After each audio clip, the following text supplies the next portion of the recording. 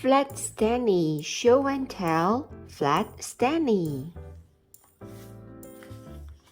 Flat Stanley, show and tell, Flat Stanley.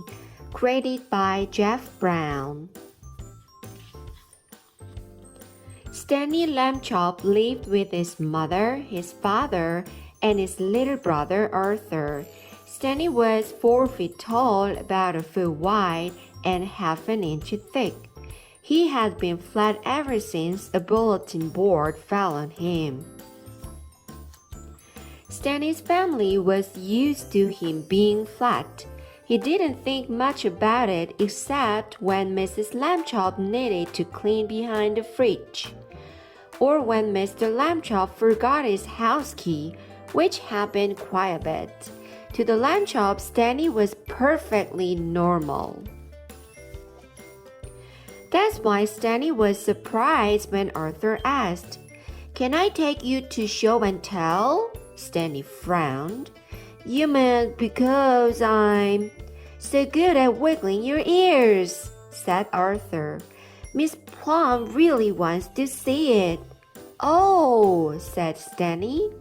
"Sure, if Miss Plum said so." Stanley felt his face turning pink. It always turned pink when Miss Plum's name came up. Miss Plum was the prettiest teacher in the whole school. "Thanks, Stanley," said Arthur. "No problem," said Stanley. "That's what brothers are for." Arthur smiled to himself. He knew the real reason Stanley was going to show and tell, but he didn't say a word. At school, Arthur's classmates took turns showing and telling. Sophie showed her mouse Squeakers. "He just loves cheese," she said. Manny held up his grandpa's 4 teeth.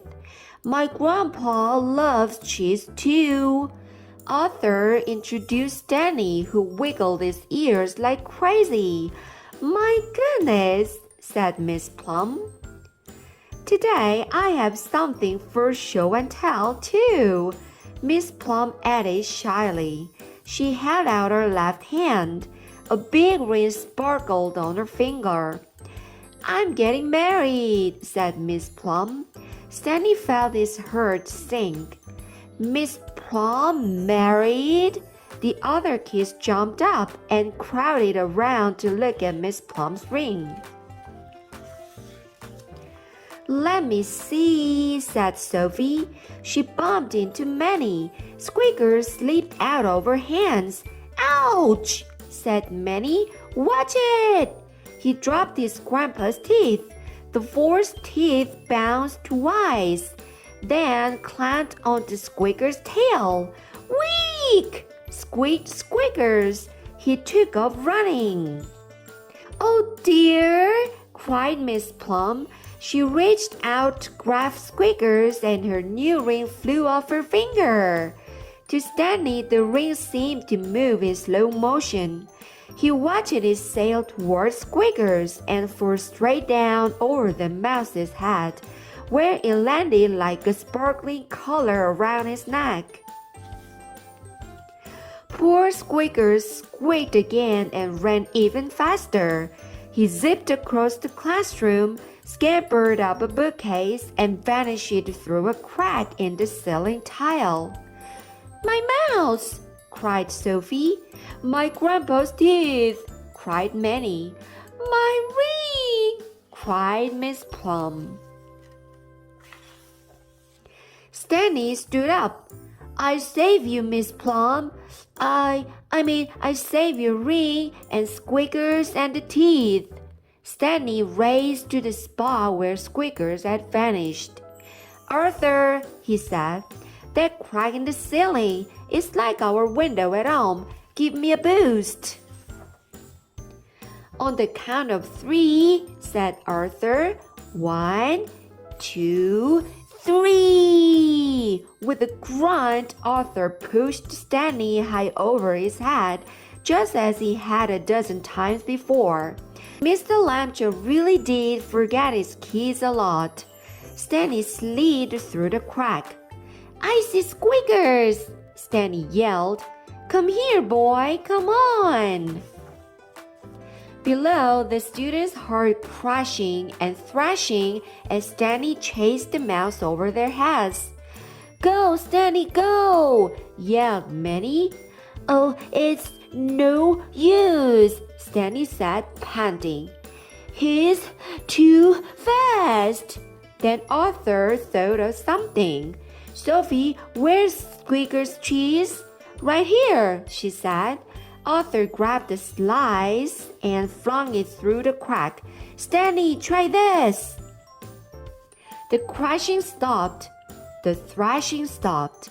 Then the class saw Stanley's arm poke through the ceiling crack. Squeaker sat in his hand, happily nibbling the cheese. Stanley's other arm popped out. The false teeth and the ring dangled from his fingers.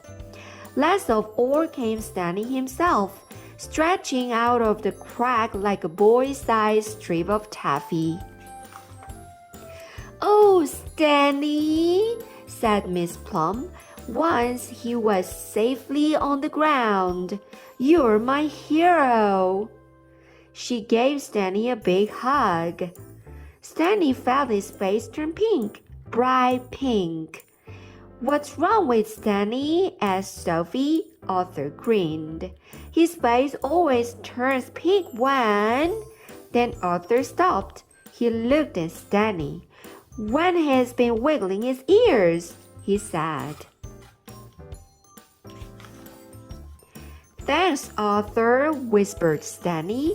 "No problem," said Arthur. "That's what brothers are for." The end.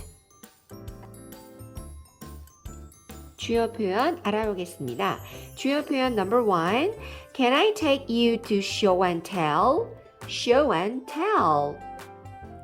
수업 활동 중에 하나로 각자 물건을 하나 가지고 와서 발표하는 시간을 가지는 수업을 말합니다.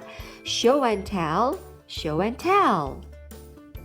주요 표현 number 2. That's what brothers are for. That's what brothers are for. 그게 바로 형제인 거지 뭘. 우린 형제잖아. 라는 이야기네요. 주요 표현 number 3. He zipped across the classroom. Zipped across the classroom. Zip across. 빠른 속도로 슝. 횡단하면서 다니는 표현이네요. 생쥐가 교실을 횡단하면서 빠르게 슉슉슉 지나다닌다고 이야기를 하고 있네요. Zipped across. 주요 표현 number 4. It's no use. It's no use. 뭐뭐 해야 소용이 없어. 내가 잡으려고 해도 얘가 너무 빨라서 못 잡을 것 같아. 라는 표현으로 이해하면 좋겠네요. It's no use. 주요 표현 number 5. Like a boy-sized strip of taffy. Taffy. 설탕을 녹여서 만든 조금은 무른 말랑말랑한 사탕을 가리키는 표현입니다. 여기서는 like a boy-sized strip of taffy. 설탕 조각으로 만든 조각처럼 보이 사이즈의 설탕 사탕처럼 흐물흐물 내려오고 있어 라는 표현으로 이해하면 좋겠네요. 주요 표현 끝. The end.